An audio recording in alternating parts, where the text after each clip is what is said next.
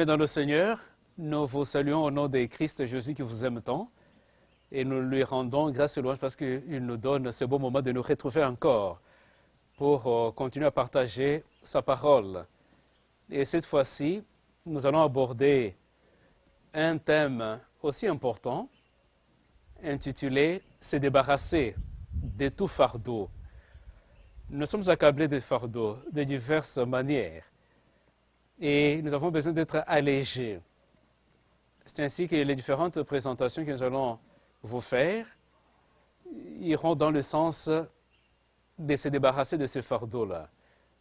Et nous avons notre passage clé que nous allons exploiter tout au long de ces différentes présentations dans cette nouvelle série et qui se trouve dans le livre des Hébreux, le chapitre 12e, le verset 1er et le verset 2e.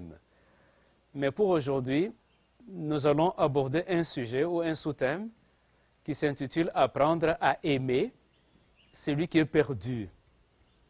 Nous avons des êtres chers qui sont perdus, qui se sont égarés du droit chemin et qui sont en train maintenant de passer par des moments difficiles.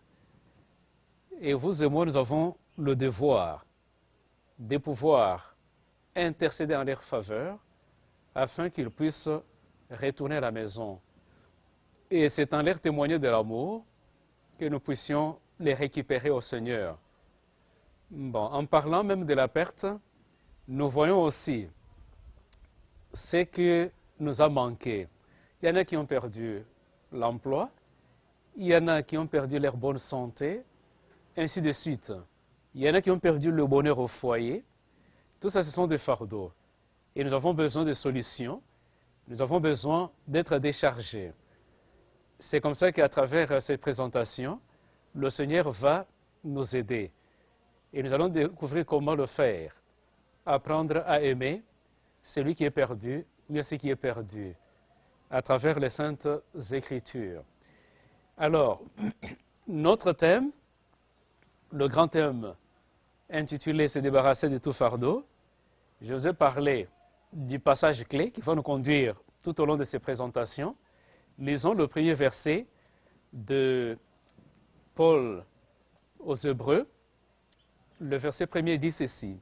« Nous donc aussi, puisque nous sommes environnés d'une si grande nuée de témoins, rejetons tout fardeau et le péché qui nous enveloppe si facilement. » Ici, quand on parle des donc, nous donc aussi. Le mot là donc, quand vous lisez votre Bible et que vous rencontrez ce mot, il faut vous arrêter un instant et réfléchir là-dessus. Le mot donc,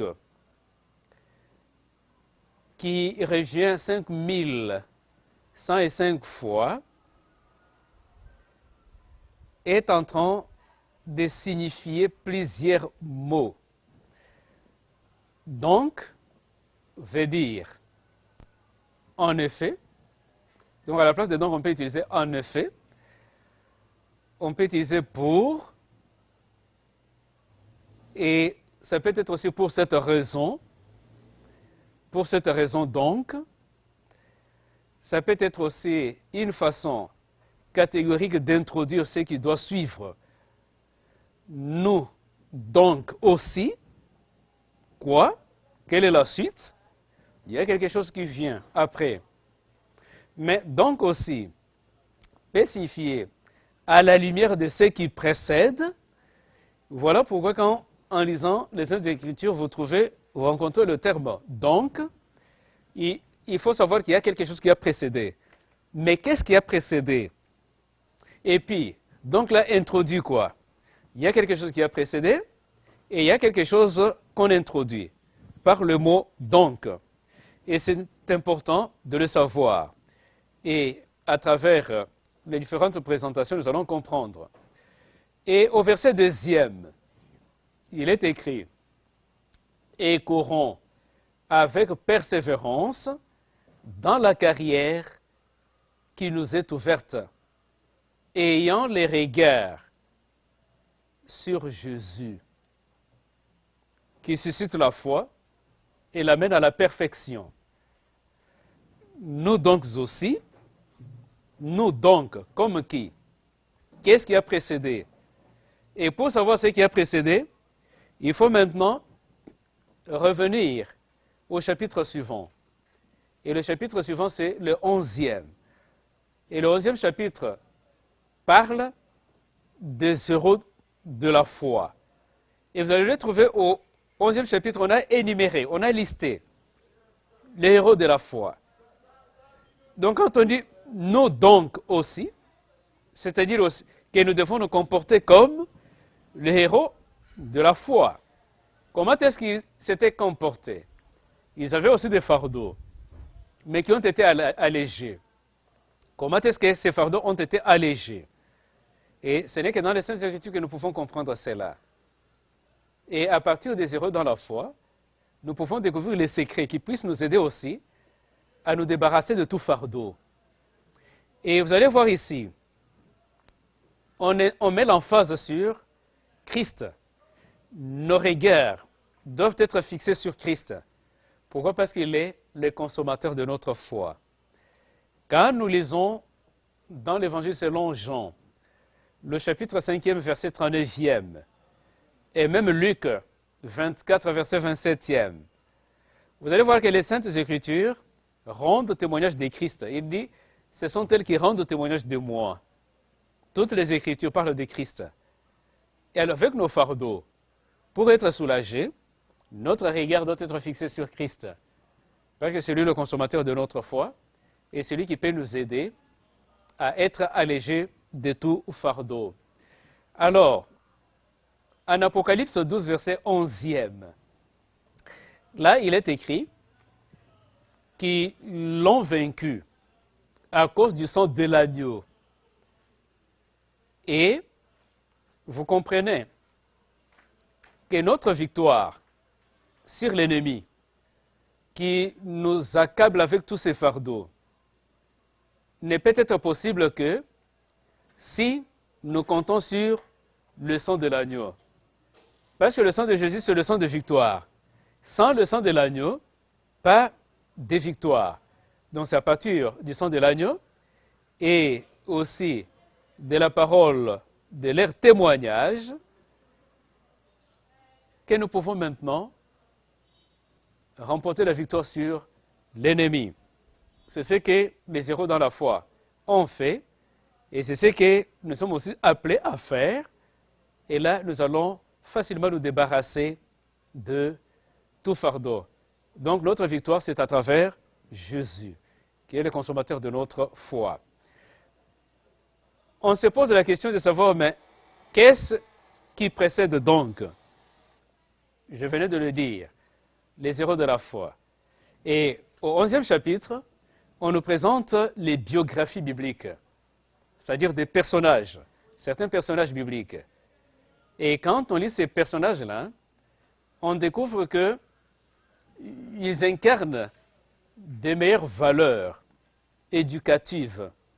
Il y a beaucoup de leçons à tirer de la vie de ces personnages bibliques. C'est ainsi qu'un prédicateur a dit que, comme éducateur, aucune partie de la Bible n'est d'une plus grande valeur que ses biographies. Elles diffèrent de toutes en ce qu'elles sont absolument vraies pour la vie. Les personnages bibliques, très riches en enseignements. Vous pouvez prendre un personnage biblique donné et apprendre beaucoup de sa vie. Et tous avaient fait face à des fardeaux.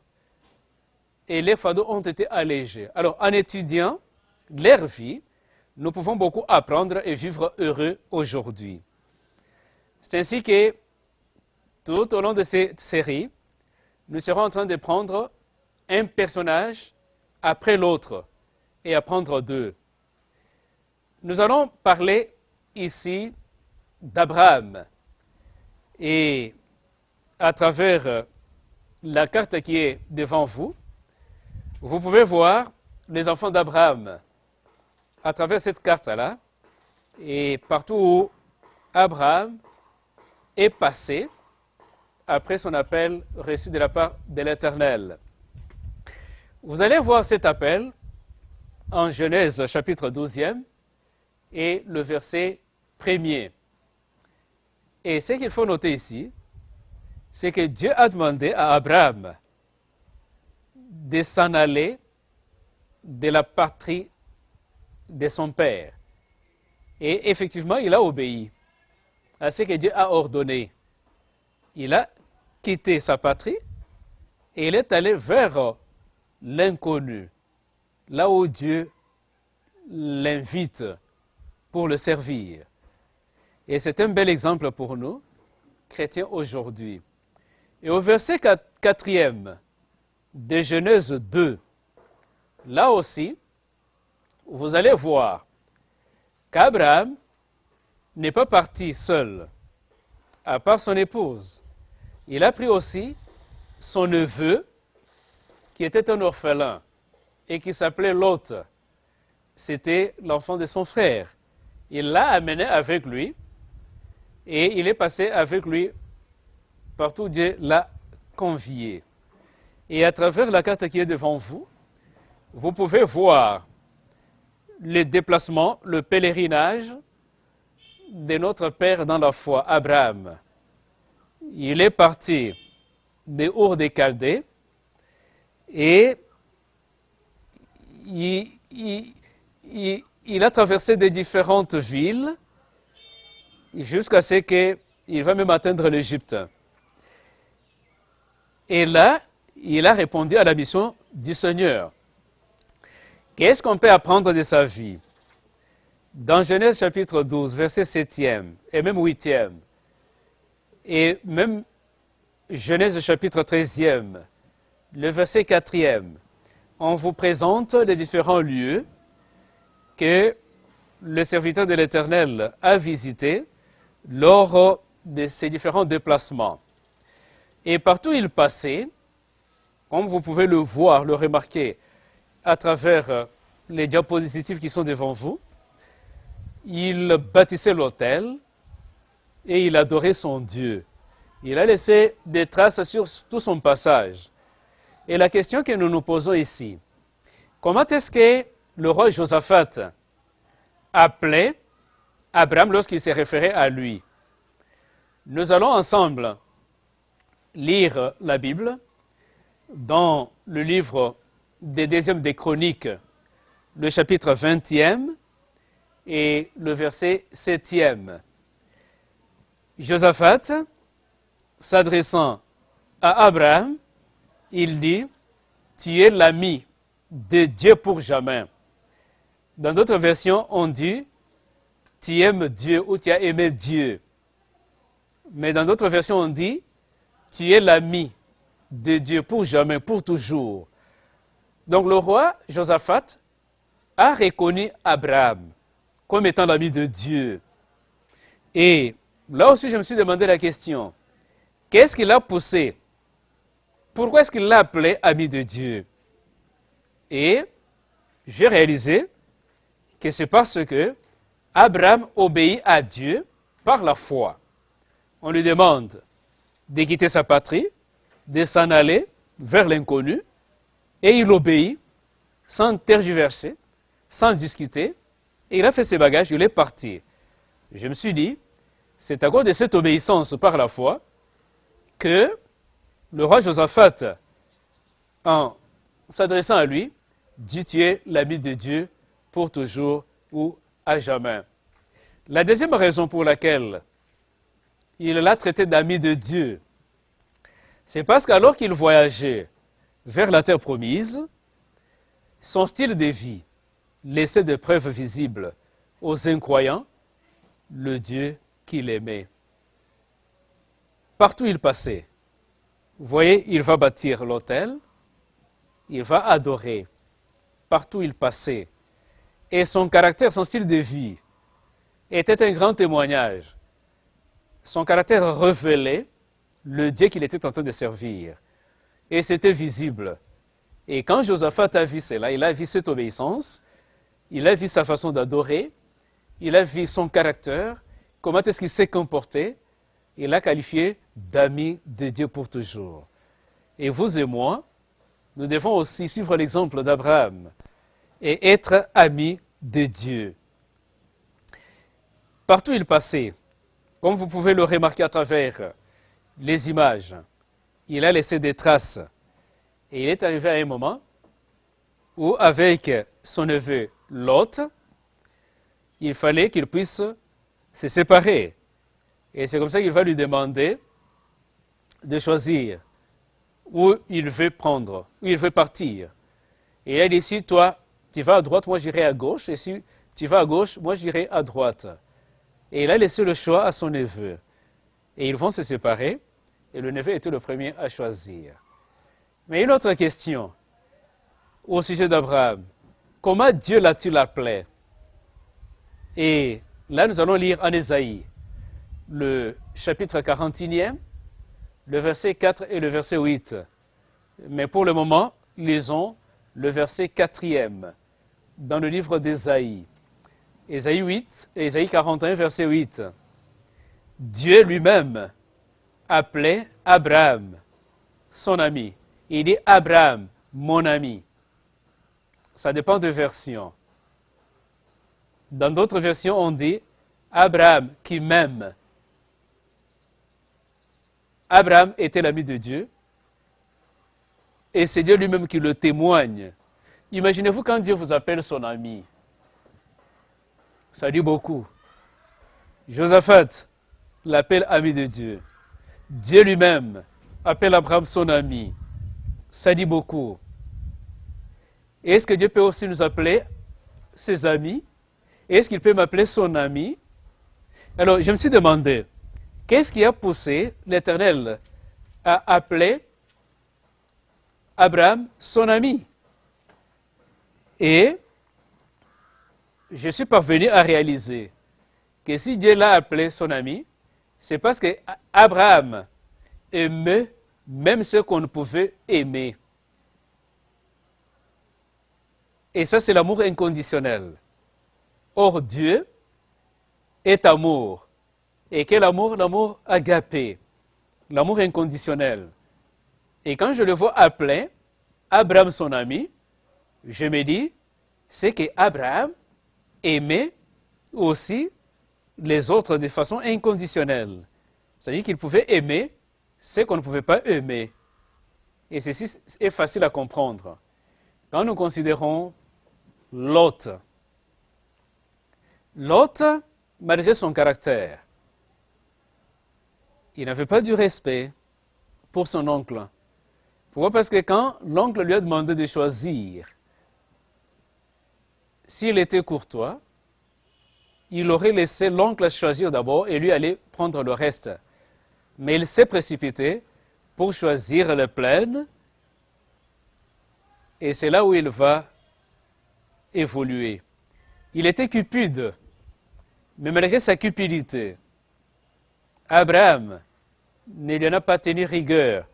Pourquoi? Parce que vous allez voir que quand il a connu des difficultés, Abraham n'a pas hésité. Et ça, c'est la deuxième raison pour laquelle Dieu a appelé Abraham son ami. Donc, malgré le manque de respect et la cupidité de Lot, Abraham a risqué sa vie pour secourir un proche perdu. Voyez-vous cela? Parce que la plaine qu'il a choisie, c'est là où se trouvaient Sodome et Gomorrhe, ainsi que les villes voisines. Et il y a eu un roi qui est venu attaquer Sodome. Et après l'attaque, il va enlever des personnes, leurs richesses ainsi que leurs familles. Et parmi les personnes qui ont été enlevées, il y a eu aussi Lot et les siens.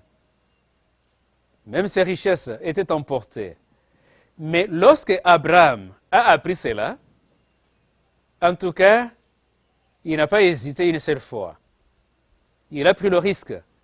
Il a pris ses serviteurs qui devaient aller au secours de son neveu Lot avec la famille et récupérer toutes ces richesses qui ont été enlevées. Et vous pourrez trouver les détails de cela au 14e chapitre de Genèse. Mais considérez les versets 14e jusqu'au verset 16e.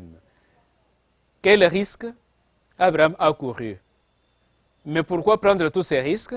C'est parce qu'il aimait son neveu qui était perdu. Et ça, c'est un bel exemple, une leçon pour nous également. Donc son neveu était accablé de fardeaux. Et il n'a pas hésité, il l'a aimé. Il savait qu'il est perdu, mais il fallait quand même lui venir au secours.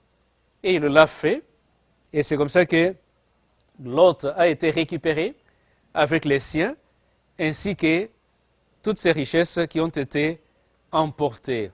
Aimer ce qui est perdu. Vous allez vous rendre compte que Abraham va aussi recevoir des visiteurs. Et quand il va recevoir ces visiteurs-là, il ne sait pas de quels visiteurs il est question. En Genèse chapitre 18e, à partir du verset 1er jusqu'au verset 3e, et vous pouvez même lire aussi le verset 13e, vous allez vous rendre compte que Abraham est en train de s'entretenir avec quelqu'un, mais qu'il ne connaît pas. Un visiteur spécial. Mais c'est après, quand vous continuez avec le même chapitre, un peu plus bas, à partir du verset 20e, verset 21e et le verset 23e, même 25e, que vous allez vous rendre compte que Abraham va maintenant connaître le visiteur dont il est question. Prenons nos Bibles et lisons en Genèse chapitre 18e, à partir du verset 20 jusqu'au verset 21e. Et là, il est écrit, « Et l'Éternel dit, le cri contre Sodome et Gomorrhe s'est accru, et leur péché est énorme. C'est pourquoi je vais descendre et je verserai, s'ils ont agi entièrement selon le bruit venu jusqu'à moi, et si cela n'est pas, je le saurai. » Là, c'est le verset 21e. Allons au verset 23e. Abraham s'approcha et dit, « Feras-tu aussi périr le juste avec le méchant ?» Le verset 25e. Faire mourir le juste avec le méchant, en sorte qu'il en soit du juste comme du méchant. Loin de toi cette manière d'agir, loin de toi celui qui juge toute la terre. N'exercera-t-il pas la justice? Là, c'est Lot qui est en train de s'entretenir avec son visiteur, qui, au début du chapitre, était inconnu, mais maintenant, il découvre que c'est l'Éternel, c'est le Créateur lui-même, qui était en train de s'entretenir avec lui. Donc, Abraham a reçu la visite de Jésus, sans le savoir au départ. Et imaginez-vous, Jésus vous visitait en personne et échangeait avec vous. Donc, Abraham était certainement l'ami de Dieu, parce qu'il recevait même sa visite en personne. Pas de manière invisible, mais de façon visible. Il a échangé avec lui. Et j'ai aimé cette amitié d'Abraham avec son Créateur.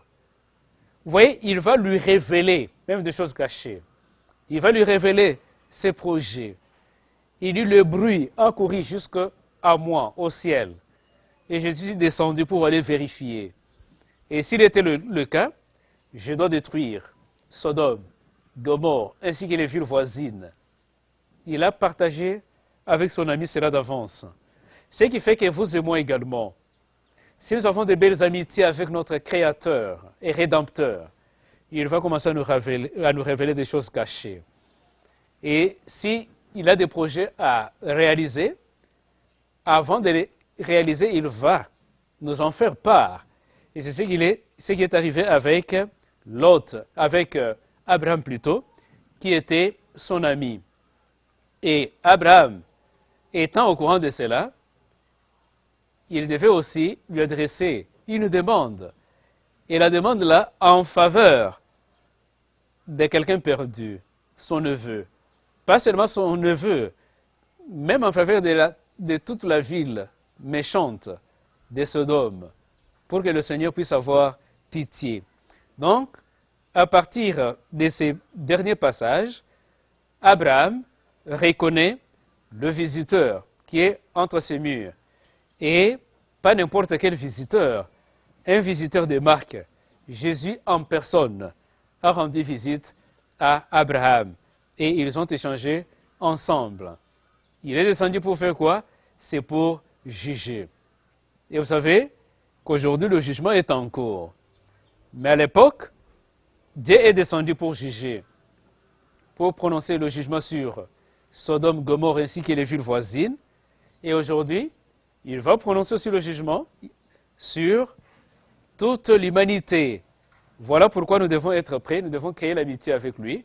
Comme ça, il va nous préserver la vie pendant cette période où notre terre sera détruite.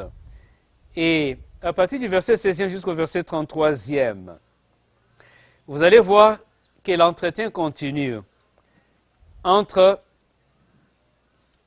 Abraham ainsi que son visiteur, son ami. Et il était audacieux, mais humble, surtout au verset 25e et le verset 27e, que nous allons lire. Faire mourir le juste avec le méchant, en sorte qu'il en soit du juste comme du méchant. Loin de toi cette manière d'agir, loin de toi celui qui juge toute la terre, n'exercera-t-il pas la justice?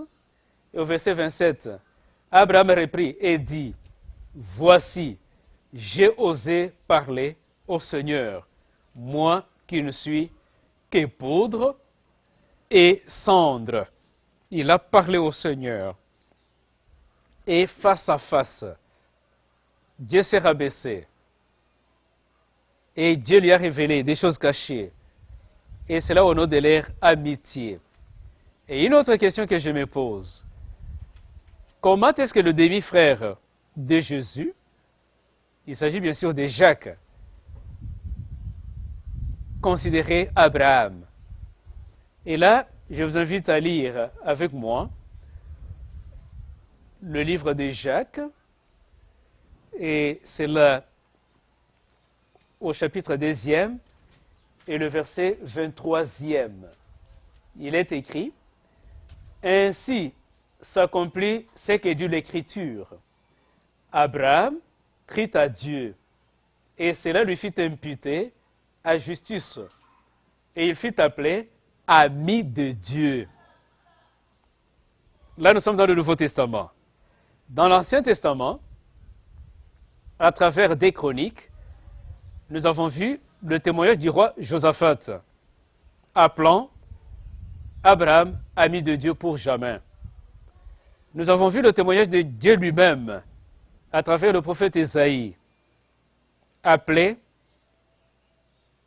Abraham son ami. Et maintenant, nous avons le témoignage de Jacques, le demi-frère de Jésus, qui appelle Abraham l'ami de Dieu. Il l'a appelé ami de Dieu, pourquoi? Et je suis parvenu à réaliser que c'est par le fait qu'Abraham mit sa foi en pratique. Ce n'était pas seulement la théorie. Aujourd'hui, beaucoup de chrétiens ne savent pas concilier la théorie et la pratique. Mais Abraham, lui, mit sa foi en pratique. Mais parce qu'il avait mis sa foi en pratique, c'est pourquoi Jacques l'a traité d'ami de Dieu, qu'il était ami de Dieu, parce qu'il savait pratiquer la foi. Vous et moi, si nous sommes pratiques, si nous mettons notre foi en action, nous allons aussi devenir amis de Dieu. Et il nécessitera de nous visiter et de nous révéler les choses cachées. La deuxième raison qui a poussé Jacques à traiter Abraham d'ami de Dieu, c'est que malgré la méchanceté des Sodomites, Abraham priait d'abord pour toute la ville perdue. Il pouvait se dire, bon, en tout cas, la méchanceté des Sodomites a dépassé les bornes, que Dieu puisse, qu'il puisse seulement détruire la ville. Non, il a plaidé en faveur de la ville.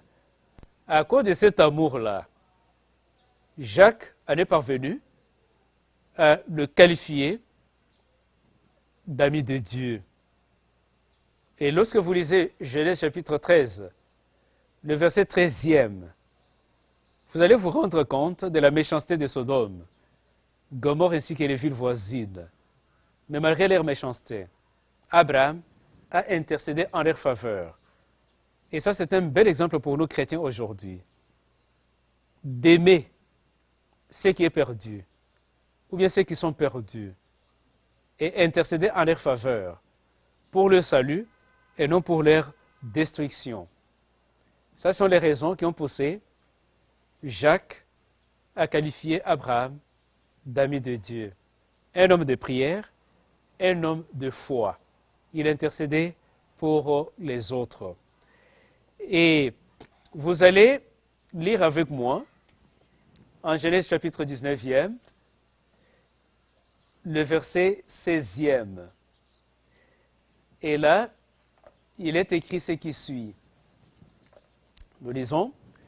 Et comme il tardait, les hommes le saisirent par la main, lui, sa femme et ses deux filles, car l'Éternel voulait l'épargner. Ils les menèrent et le laissèrent hors de la ville. Là maintenant c'est Lot, le neveu d'Abraham. Abraham a intercédé en sa faveur et en faveur de toute sa famille. Et le visiteur céleste a exaucé la prière. Quand il est arrivé à Sodome, il a cherché d'abord à l'évacuer, à évacuer la famille de Lot. Pourquoi? Parce qu'il s'est rappelé de la prière ou bien de la requête de son ami Abraham. C'est comme ça qu'il a tout fait pour faire sortir Lot de la ville. Mais vous allez vous rendre compte que Lot traînaillait, mais parce qu'il prenait du temps.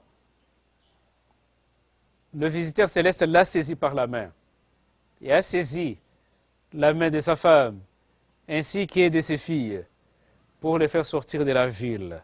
On les a bousculés, on les a traînés jusqu'en dehors de la ville afin qu'ils ne puissent pas périr. Et tous ces bienfaits-là, si Lot et les siens en ont bénéficié, ce n'est pas à cause de leur bonté, mais à cause de l'amitié de leur oncle Abraham avec Dieu. Ce qui fait, chers parents, chers amis, que quand vous êtes amis de Dieu et que vous allez intercéder en faveur de qui que ce soit, le Seigneur est bien disposé à écouter la prière. Pourquoi? Parce que vous êtes son ami. Donc, ce que je vous demande, c'est de revoir vos relations avec Christ, les améliorer. Et vous verrez que toute requête que vous allez présenter au Seigneur, il va répondre. C'est vrai, ça dépend. Il peut répondre immédiatement, il peut vous faire attendre, et il peut refuser certaines requêtes, mais c'est toujours pour votre bien, parce que tout concourt au bien de ceux qui aiment Dieu. Mais en général, quand on est ami de Dieu, il est toujours disposé à répondre aux requêtes que vous lui soumettez. Alors, si dans notre tâche d'aimer ceux qui sont perdus, et si nous avons cette amitié avec le Seigneur, quand nous allons lui soumettre à leur cas, le Seigneur va nous exaucer. Voilà pourquoi, pendant que vous êtes en train de suivre cette présentation, je vous convie à penser un peu, à réfléchir à certaines personnes que vous croyez être perdues, ou bien qui ont connu certaines pertes, que vous puissiez penser à eux et noter même au besoin leur nom dans votre carnet, et comme ça, vous serez en train d'intercéder en leur faveur pour que Dieu, votre ami, puisse les décharger de tout fardeau. Et il va le faire, parce qu'il l'a fait avec Abraham. Il pourra aussi le faire avec nous. Maintenant, voyons un peu voir. Qu'est-ce qui faisait trénailler Lot, alors que le visiteur céleste l'aidait à sortir de la ville, lui a annoncé ce qui allait arriver quelques minutes après. Vous allez vous rendre compte que Lot ne voulait pas abandonner tous les biens matériels qu'il avait amassés pendant des années. Imaginez-vous soudain, Jésus lui dit, bon, sortons de la ville, parce que maintenant je vais détruire cette ville ainsi que les villes environnantes. Je ne voudrais pas que vous puissiez périr, parce qu'il y a le feu qui va descendre et qui va embraser la ville. Mais vous, j'aimerais vous mettre à l'abri de cette destruction. Mais l'autre ne voit pas le salut. Il voit d'abord les biens matériels qu'il va perdre en sortant de la ville. Parce qu'il ne saura pas les prendre et les amener avec lui. Voilà ce qui le faisait trénailler. Il pensait au luxe qu'il avait connu. Et maintenant, il doit être dénué de tout et commencer la vie d'un pèlerin. C'est à cause de cela qu'il traînait. Quels sont bien aimés dans le Seigneur les fardeaux qui vous retiennent encore, alors que Christ vous tend la main, alors que Christ vient à votre secours, il cherche à vous décharger. Qu'est-ce qui vous retient pour empêcher Christ de vous délivrer totalement? Quels sont les fardeaux qui retiennent certains de vos bien-aimés qui sont perdus et que vous pouvez soumettre à Christ? Il est mieux placé pour les décharger de ces fardeaux-là. Donc, vivant dans cette ville méchante, au milieu des incroyants, la foi de Lot avait diminué. Vraiment, il s'était refroidi dans la foi. Pourquoi? Parce que l'environnement dans lequel il vivait était pourri, n'était pas bon. C'est pourquoi, chers parents, vous devez choisir l'environnement dans lequel vous devez vivre avec votre famille. Ce n'est pas n'importe où vous devez amener la famille. Vous voyez où est-ce que Lot avait amené sa famille. Et voilà la fin de cette ville qu'il avait tant aimée. Elle sera détruite complètement, ainsi que tous ses habitants. Alors nous lisons, je vous invite de lire en Genèse le chapitre 19e, et là, nous allons voir le verset 24e, ce qui est dit là-bas. Nous lisons, « Alors l'Éternel fit pleuvoir du ciel sur Sodome et Gomorrhe, du soufre, du feu, de par l'Éternel. Dès qu'on a évacué Lot ainsi que les siens, le visiteur a fait descendre du ciel le feu et le soufre. » Et c'était maintenant l'embrasement de Sodome ainsi que les environs. Pourquoi est-ce que Lot et la famille ont été sauvés? Ça, c'est une question fondamentale. Ils ont été sauvés pourquoi? Qu'est-ce qui justifie leur salut? Vous allez voir que c'est, comme on l'avait bien dit au départ, la prière de son oncle. Et Dieu va se souvenir ici de la prière, de l'intercession, de la demande de son ami Abraham. Il a détruit tous les habitants, sauf la famille de son ami. Et ça, c'est une belle leçon pour nous. Vous pouvez avoir des bien-aimés qui sont loin de vous. Et vous savez qu'ils sont en train de passer par des moments difficiles. Ils ont le fardeau de maladies, de pauvreté, des consorts, ou même ils sont enveloppés par des péchés. Et ça vous fait mal, mais ils sont loin de vous. L'affaire est simple.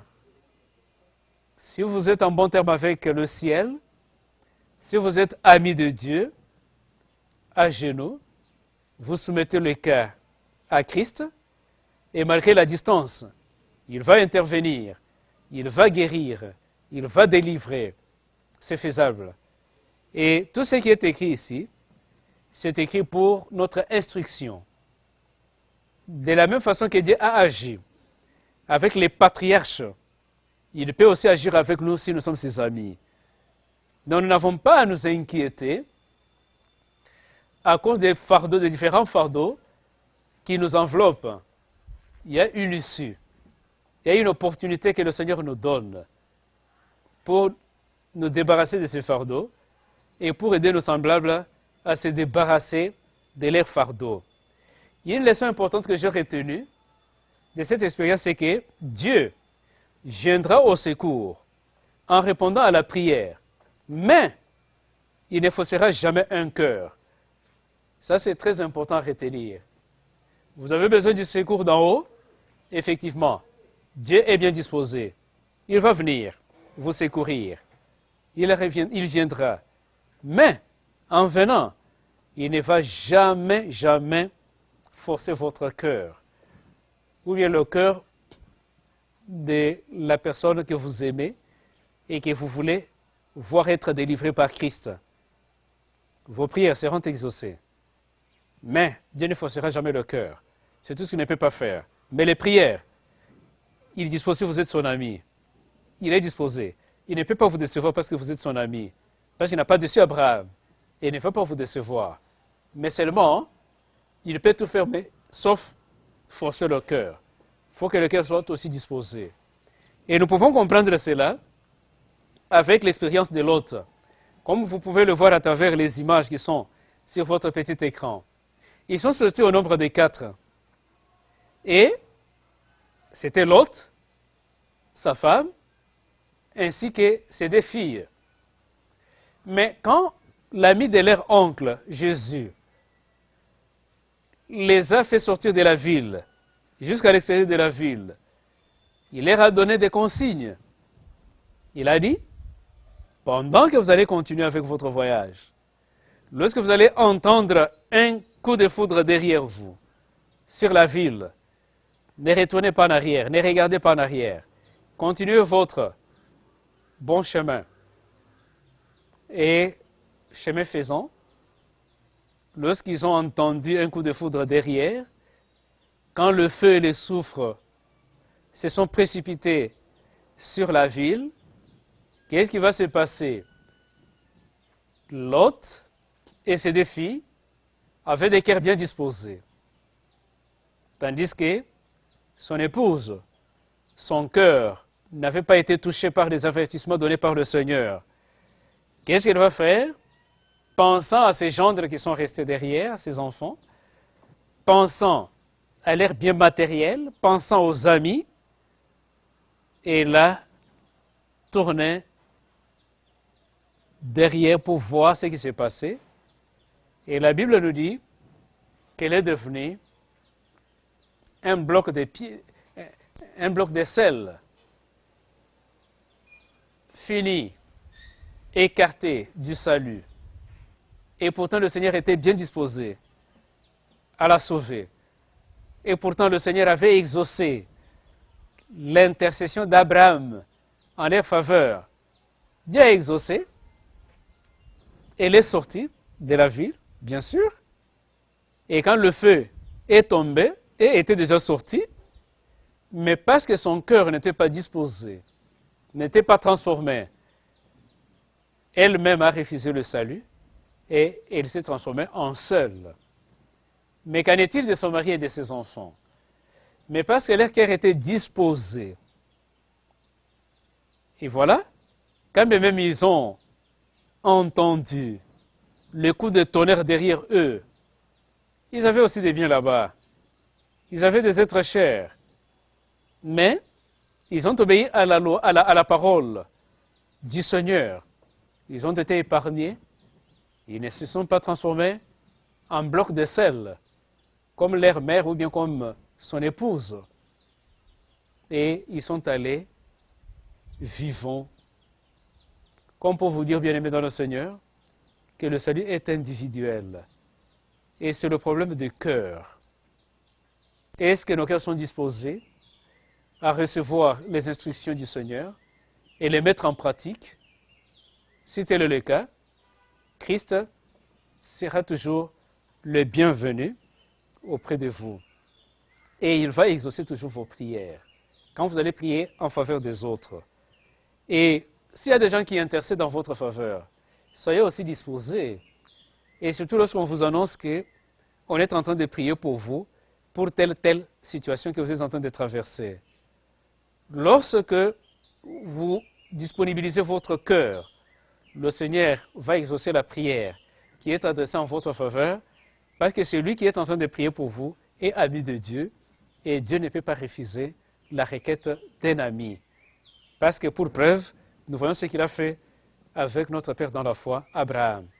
Il a intercédé pour Lot, sa femme et ses enfants, et parce qu'ils avaient des cœurs disposés, les trois ont été sauvés, à l'exception de la femme. Ça, c'est une leçon très importante. Dieu est toujours prêt à exaucer nos prières, mais jamais à forcer un cœur. C'est nous qui devons lui ouvrir le cœur. Et au verset 29e, nous lisons ce qui suit. 19, 29. Il est écrit ceci.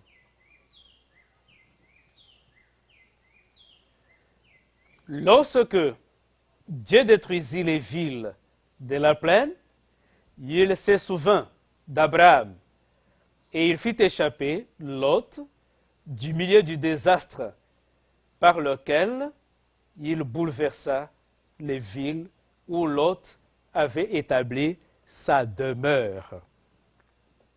Dieu se souvint. Aujourd'hui encore, si vous avez de bonnes relations avec lui, quand vous allez intercéder pour tel ou tel, Dieu va se souvenir et il va accomplir votre requête, votre vœu, ce que vous désirez. Chers parents, en particulier, nous avons des enfants, des fois, qui ne se sont pas comportés selon la volonté de Dieu. Intercédons à leur faveur. En tant qu'amis de Dieu, il va se souvenir de nos prières et il va aider nos enfants. Donc, rappelez-vous toujours de ces personnes-là qui sont sur votre liste. Priez pour eux, jour après jour, et Dieu va les aider à se débarrasser de leur fardeau. Ça, c'est un bel exemple qu'Abraham nous laisse. Donc, pendant que Dieu détruisait, il s'est rappelé de l'intercession de son ami Abraham. Donc, Dieu n'a pas détruit son neveu ainsi que ses petites filles.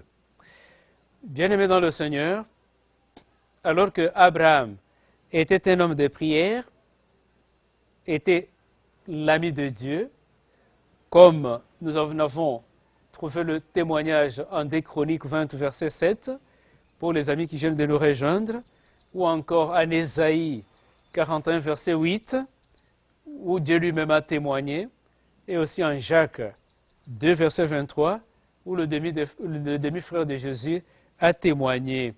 Il était un homme de prière.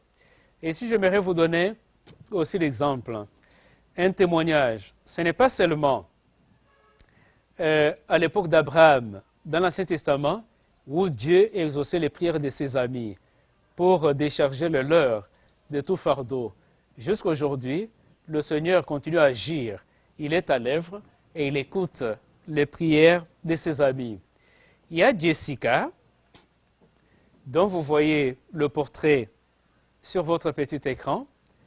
Jessica avait organisé 52 jours de prière. Il avait une mission, les 52 prières qu'il devait aussi faire chaque jour. Il dit que c'était un projet pour elle qu'elle avait organisé une fois l'an, chaque année. Elle devait passer 52 jours en prière.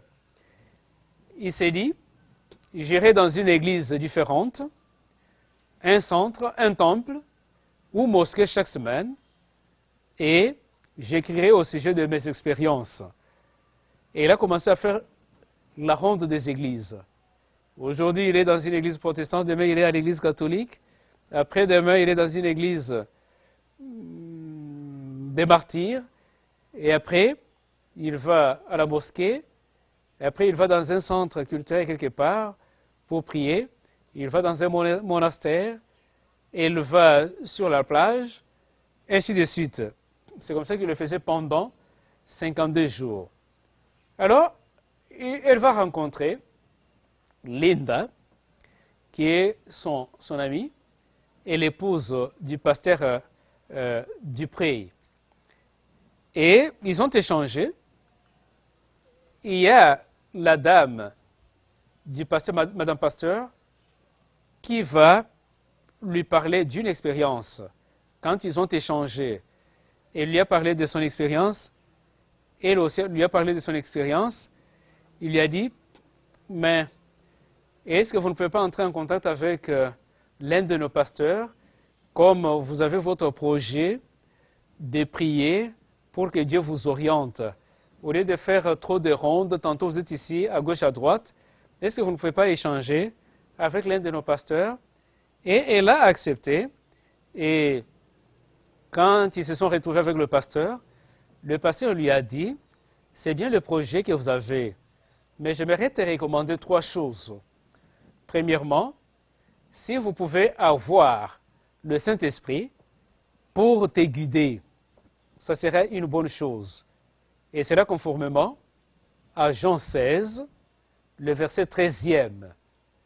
Il dit, c'est mieux d'aller à la mosquée, d'aller dans tel temple, en train de réfléchir, de suivre des enseignements. Mais si tu peux avoir le Saint-Esprit pour guide, ça serait une bonne affaire. Deuxième recommandation qu'il va lui faire, basée sur Jean 7, verset 17, il lui dit, il faut aussi avoir la volonté de faire tout ce que Dieu te révélera. Le Saint-Esprit te guide, Dieu te révèle des choses, mais il faut avoir la volonté de mettre en application tout ce que Dieu va te révéler. Et il va lui donner une troisième recommandation. Il dit, il faut laisser la Bible s'interpréter elle-même. Et conformément à 1 Corinthiens, le chapitre 2, verset 13e. Donc, 3 recommandations pour l'aider. Au lieu de divaguer, il dit non. Et le Saint-Esprit pour guide. 2. Et la volonté de mettre en application tout ce que Dieu te révèle. Et enfin, laisser la Bible s'interpréter elle-même. Elle avait aimé ces conseils et elle les a mis en application. Pendant qu'elle était en train de mettre ces conseils en application, Madame Linda va lui envoyer un message au téléphone pour lui dire « Nous sommes en train de passer une période de 40 jours de prière.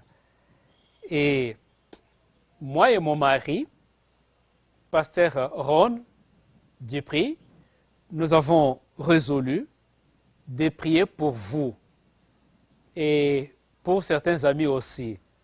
Donc, rappelez-vous que chaque jour, moi et mon mari, nous sommes en prière en votre faveur. Et la sœur avait reçu cette nouvelle avec beaucoup de joie d'apprendre qu'il y a un couple qui est en train d'intercéder en sa faveur afin que ce fardeau puisse être allégé. Et c'est comme ça que la sœur Linda lui dit aussi, à travers ce message-là, que chaque matin, quand tu te réveilles, ou chaque soir, quand tu vas au lit, tu peux te reposer calmement, sachant que nous sommes en train de prier pour toi. Que Dieu te bénisse. Et ça, c'était une bonne annonce pour notre sœur Jessica. Et c'est comme ça que le 2 septembre, il va aussi réagir. Et dans sa réaction, qu'est-ce qu'elle va faire? C'est toute une prière qu'elle adresse au Seigneur. Et il dit, Seigneur, que veux-tu que je fasse? Vraiment, je suis troublé. Souvent, quelques mois passés, je me retrouve en train de penser à quelque chose, ou en attendant de faire quelque chose, ou aller dans une quelconque direction et m'étonner. Dieu, veut-il ceci pour moi? Et je n'ai pas de précision.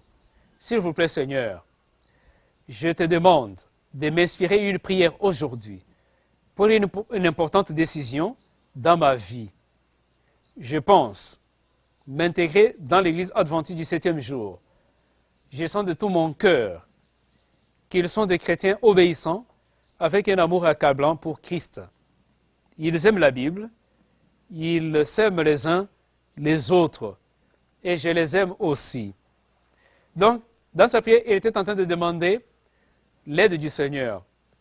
Et il dit, je vois cette Église un peu différente de celle des autres protestants. Je désire être ce que les autres trouvent normal, bien. Ceci n'est pas le portrait d'un adventiste. Ils sont un groupe excentrique. Ils ne prennent pas les boissons enivrantes. Ils ne fument pas. Ils mangent du foufou et des condiments normalement. Ah, mais ils font tout pour le sacrifice fait sur la croix. Ils font tout pour être saints, car Dieu est saint. Ainsi, ils désirent les glorifier dans tout ce qu'ils font. Ils sont les enfants de Dieu et je les constate chaque fois que je me promène dans leur église. Et là, c'est la prière qu'il est en train d'adresser à Dieu. Elle continue en disant, Père aimant, montre-moi ce que tu veux que je fasse. Je vais rejoindre l'église adventiste. Je vais rejoindre l'église à travers laquelle je pressens vous glorifier mieux. Je préfère adhérer à l'église qui enseigne ta parole sans mélange. J'ai pris de tout mon cœur pour que tu me guides dans une bonne direction. Je désire joyeusement être baptisé dans une église. Montre-moi ce que je dois faire. Je t'aime, Seigneur, et je vais te servir de tout mon cœur, avec tout ce que j'ai et tout ce que je suis. Oriente-moi comment le faire mieux. Au nom de Jésus, Amen. Là, c'était la prière de la sœur Jessica. Après avoir appris que la sœur Linda et pasteur Ron sont en train de prier pour elle pendant 40 jours.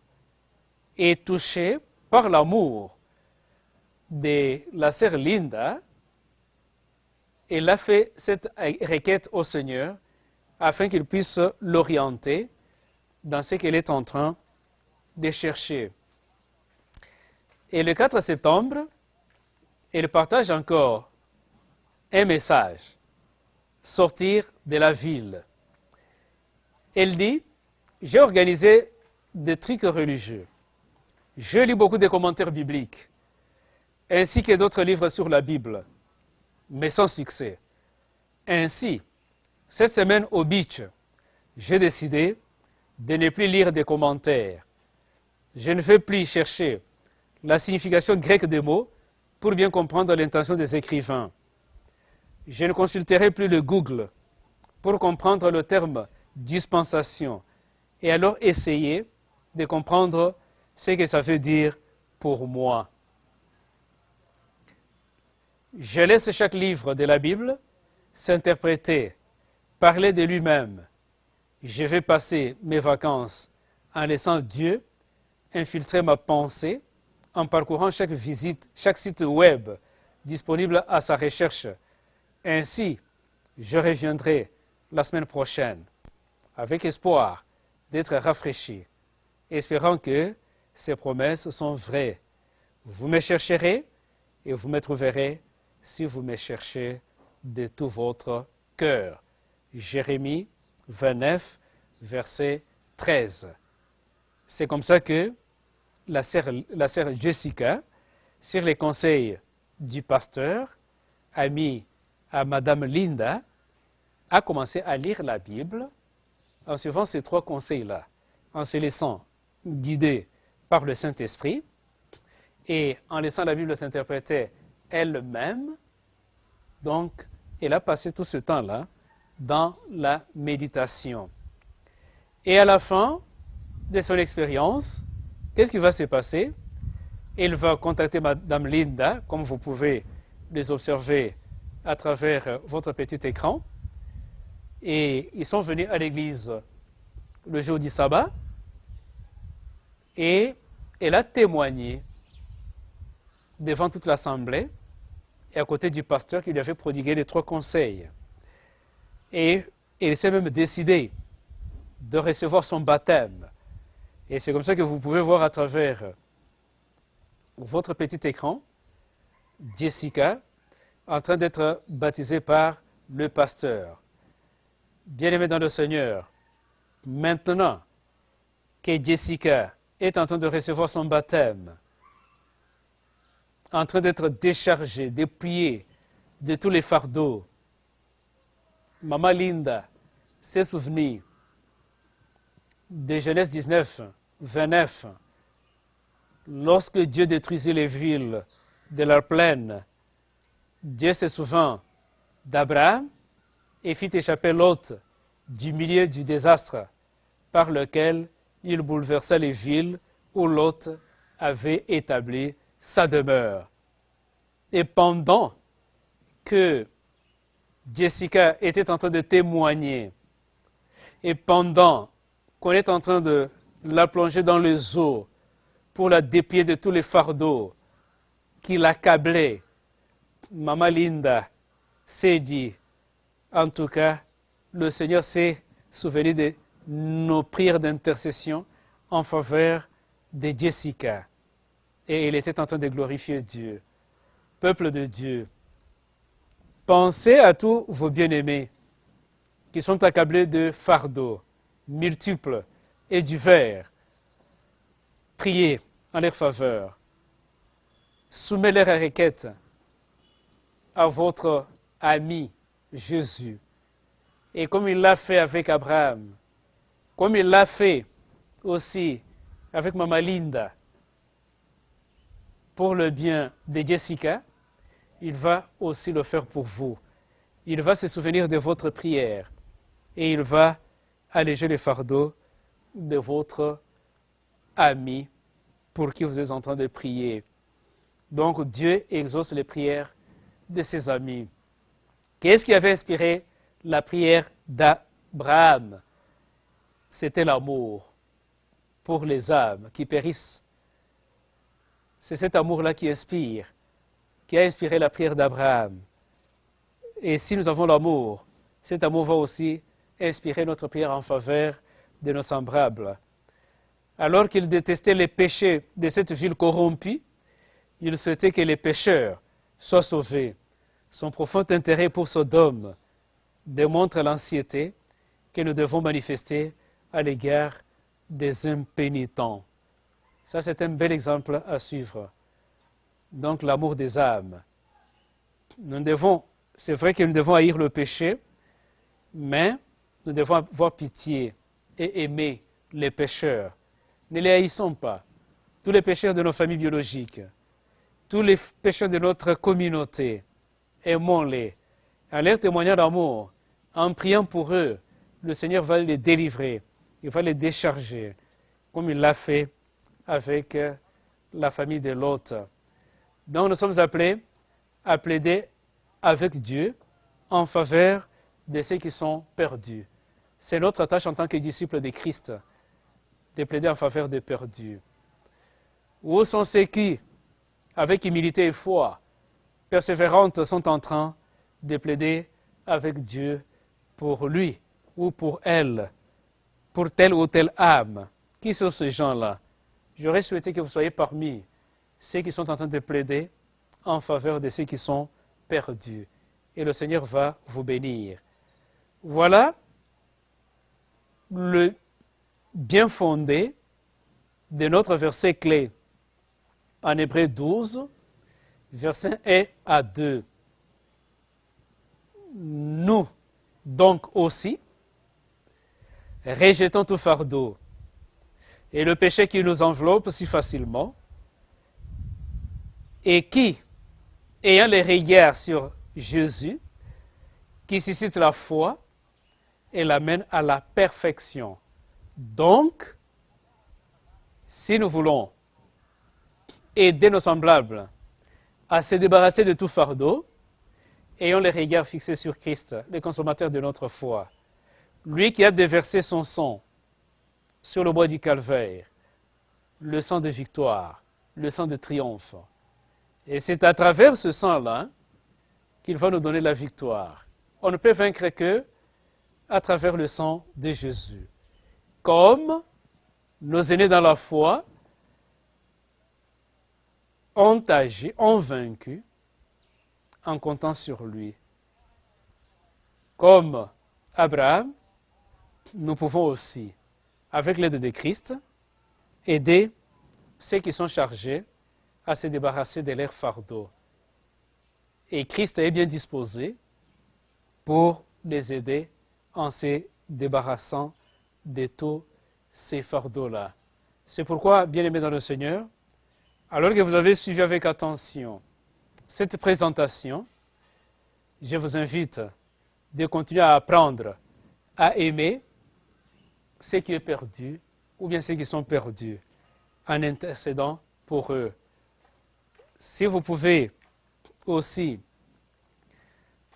continuer à intercéder pour tous ceux qui sont sur votre liste, accablés par des différents fardeaux, ce serait un bon défi que je vous lance. Identifiez-les. Vous pouvez allonger la liste et prier pour eux. Et laissez-moi vous dire qu'en fin de compte, vous allez expérimenter les merveilles que Dieu accomplira dans la vie de ces bien-aimés-là. Et c'est ma prière pour chacun de vous. Au nom de Jésus. Amen.